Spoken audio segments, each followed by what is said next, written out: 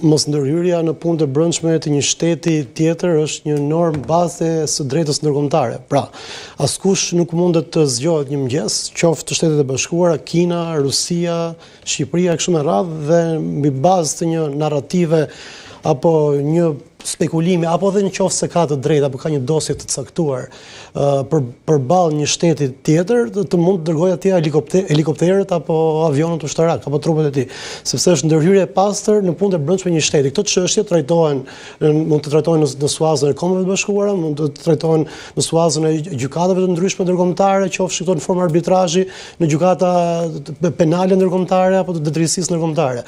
Dhe të dërgosh trupat është, si thua, një akt lufte. Dhe akti luftës zakonisht në marrëdhënie ndërkombëtare është, si thua, karta e fundit, kur nuk ka mbetur më asnjë mjet tjetër në dorë.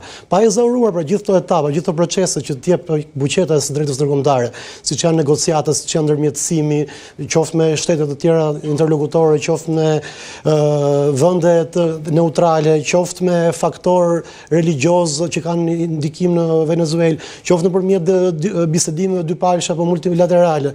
Dhe të shkosh direkt tek në vërtet nuk është një pushtim, po është patjetër një mësymje ushtarake në një territor, një shtet sovran. Dhe dim që e drejta ndërkombëtare ishte operacion special. Operacion special për të neutralizuar, operacion speciale operacion special bëhet dhe Putini në Ukrainë, po ne të gjithë jemi dakord që është një agresion i mirëfillt. Putini e quajn operacion special, nuk është këtë terminologji. Shtetet Bashkuara të Amerikës vajtën një person të shumë kërkuar i cili ka dëmtuar rënd interesat e Shtetit Bashkuar të Amerikës. Nuk kanë gjykatë penale ndërkombëtare. Po janë gjykatë, po janë të dëmtuara nga, shiko, dëmtuara është edhe Shqipëria. Nuk mund të trajtohen diktatorët apo krimi organizuar një lloj si një marrëdhënie me një shtet. Shqipëria ka qenë dëmtuar me çështjen e Floririt, për shembull, që na u sekuestrua gjatë luftës dytë botërore, pas kemi patur ndonjëherë as guximin, as mundësinë për të shkuar. Kemi patur as avion, por të goditur guximin, edhe sikur avion dhe mundësinë, po jo dëshirën.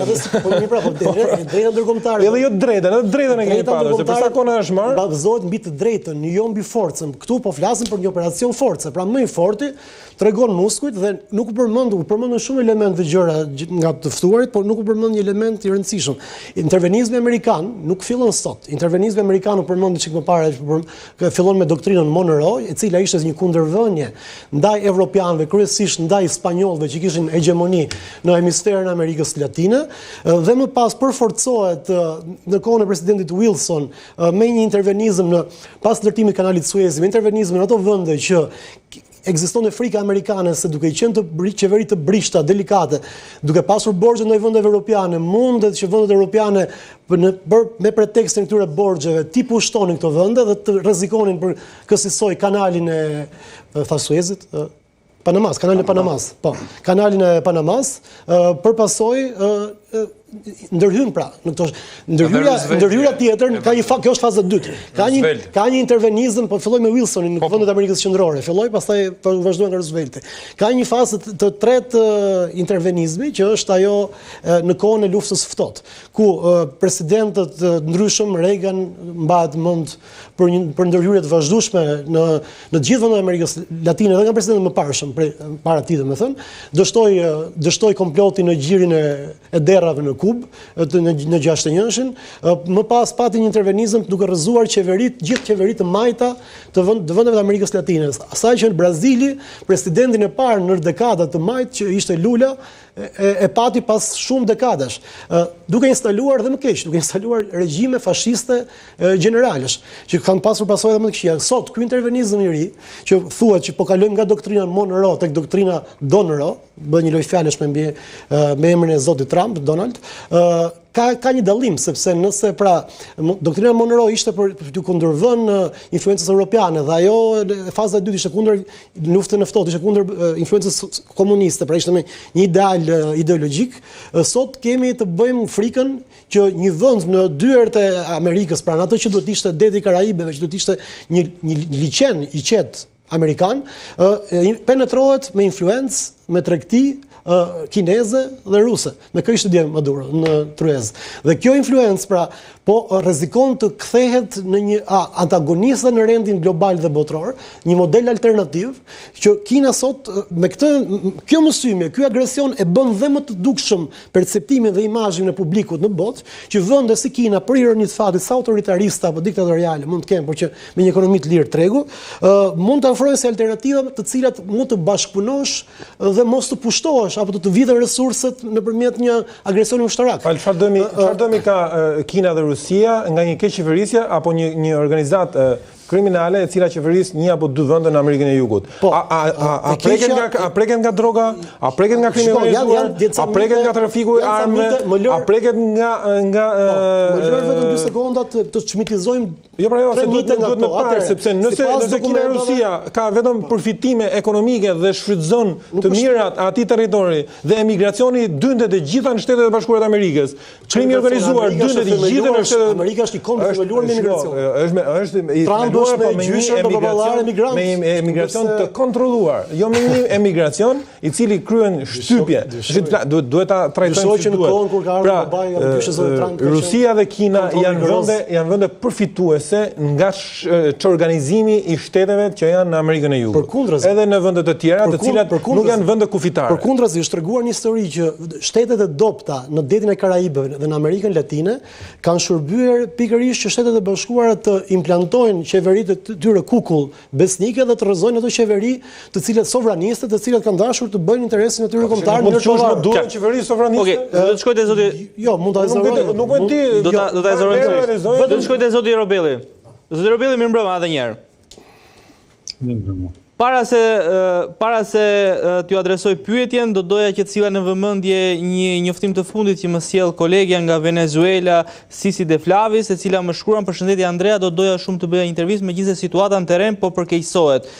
Sot ka patur një komunikim kombëtar ku thuhet se policia kombëtare mund dhe do të ndjek penalisht çdo që ka folur për sulmin e Shteteve të Bashkuara të Amerikës. Unë kam qëndruar neutrale në raportimet e mia duke u mbështetur vetëm në fakte, por qeveria e Maduros nuk pajtohet me gjithçka që kam thënë, si për shembull mos respektimin e rezolutave të zgjedhjeve të vitit 2024, duke u bërë kështu atë një president të palishëm. Siç e dini, në Venezuelë nuk ka liri shtypi."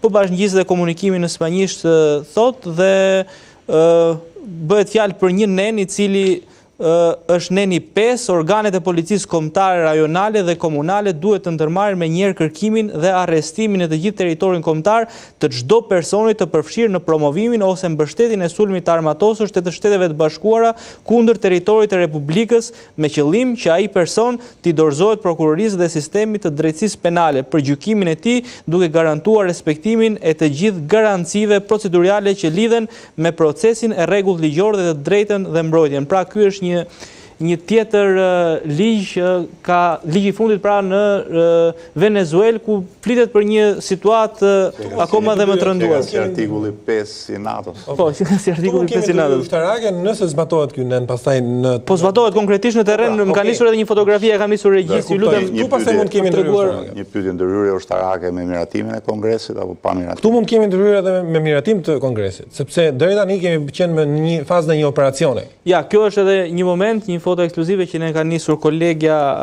nga Venezuela, ku forcat e armatosura janë në terren dhe po kontrollojnë çdo automjet dhe po ndalojnë çdo person të dyshuar i cili ka folur pro rrëzimit të Maduros ose ka festuar pro këtij lajmi.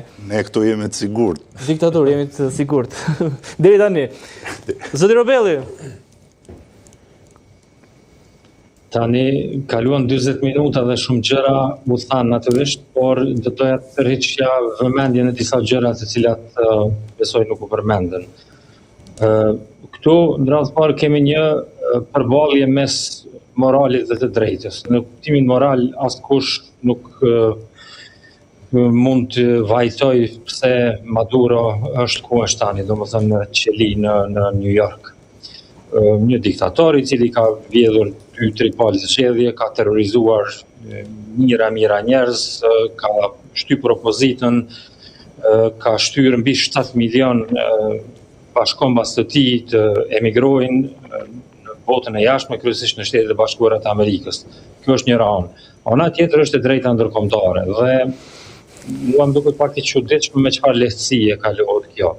Sepse nëse sot i duartrokasim aktikisht kidnapimit të një presidenti i cili është edhe diktator, po e ushtronte atë detyrë, atëherë do doja të shpjegja si do të ishte entuziazmi i politikanëve shqiptar, për shembull, në Tiranë dhe në Prishtinë, nëse nesër befastisht Donald Trump e shpall Grenlandën si pjesë të Shtetet Bashkuara të Amerikës.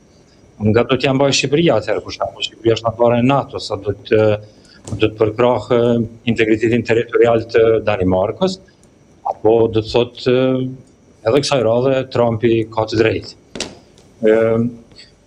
Mendoj që intervenimi në Venezuelë është zbatim i doktrinës së re, jo vetëm i doktrinës vjetër të Monroe, por edhe i doktrinës së re të presidentit Trump që e ka shpallur para disa javësh, dhe këtu ka të bëjë me shënimin e terrenit ku forcat ose shtetet e tjera nuk guxojnë të përzihen.